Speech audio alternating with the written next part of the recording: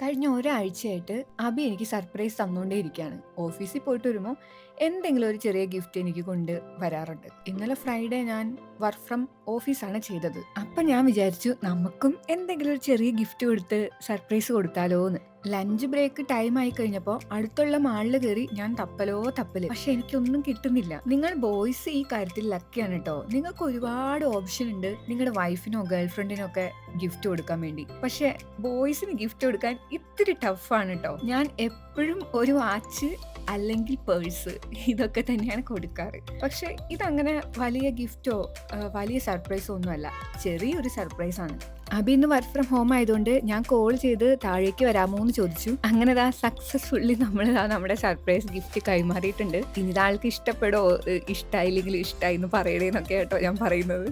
അബി ഇത് ഓപ്പൺ ചെയ്യാൻ നേരം അബിനേക്കാളും ഹാപ്പിനെസ്സും എക്സൈറ്റ്മെന്റ് എനിക്കായിരുന്നു. ഓപ്പൺ ചെയ്ത് നോക്കിയപ്പോൾ തന്നെ ഇതിന് നല്ല വെയിറ്റ് ഉണ്ടല്ലോ, ഇത് അടിപൊളിയാണല്ലോ എന്നൊക്കെയാണ് കേട്ടോ അബി പറഞ്ഞത്. അബിക്ക് വേണ്ടി തന്നെ ഓൾറെഡി ഒരു സ്പൈഡർമാൻ വാങ്ങിച്ചു വെച്ചിട്ടുണ്ടായിരുന്നു. അതിന്റെ അടുത്തതാ ഞാൻ ഇതും കൂടെ കൊണ്ടുവച്ചിട്ടുണ്ട്. അപ്പൊ ശരി, പിന്നെ കാണാം. ബൈ.